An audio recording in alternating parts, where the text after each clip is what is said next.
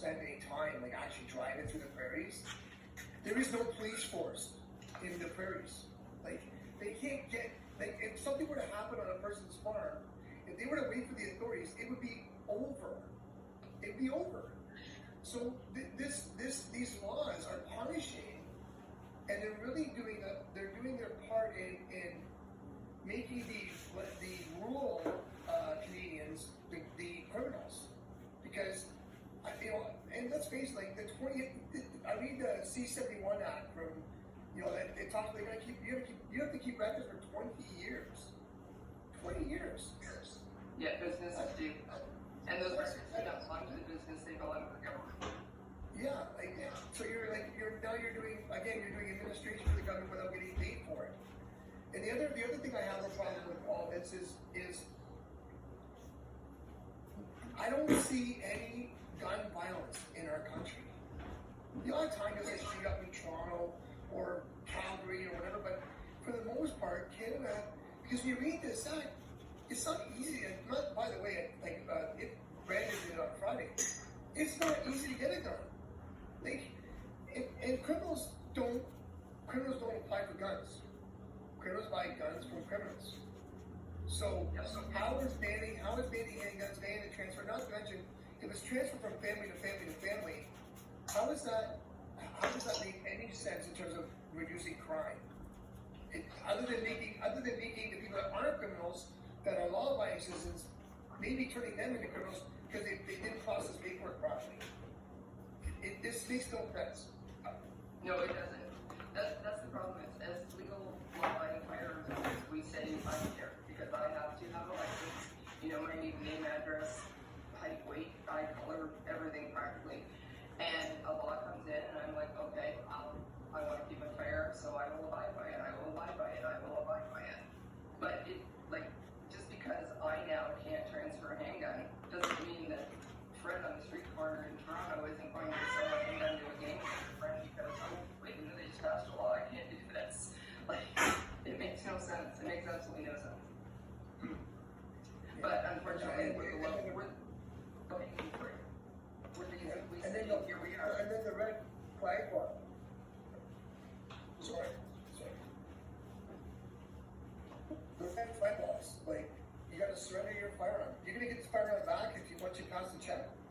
They're gonna hand it back to you and say, "Sorry, we made a mistake. Here you go."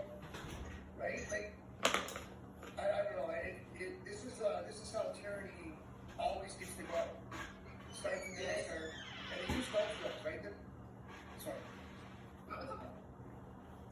It's a dicey. They use legislation. This is like.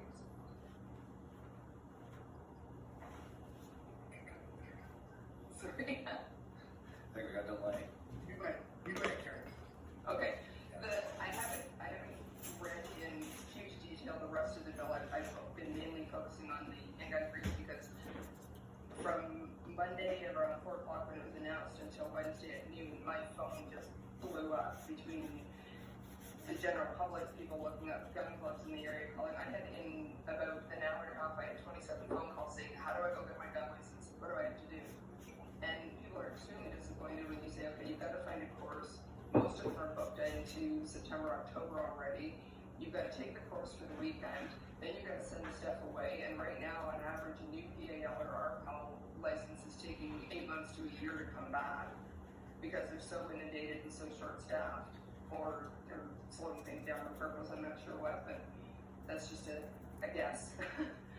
But the red flag laws, it's a hard line to walk because on one hand, no, I don't want somebody who's mentally unstable to have a firearm, but where's the proof on the person calling in saying, oh, I don't think this should happen? There's already, when you call the CFO's, when you call the 4,000 number, which basically you can call for transfers, whatever, one of the options is if you have a spousal or basically if you have a spousal or, I can't remember the wording, spousal or neighbor concern or whatever, there's a spousal snitch line on there.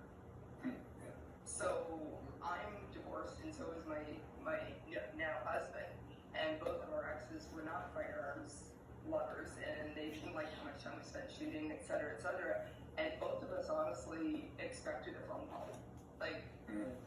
I'm not saying that there isn't legitimate reasons, but it's not really set up because when people make those accusations, there's no, I can prove myself to be perfectly fine and safe, but where's the restitution to the other person who made these accusations?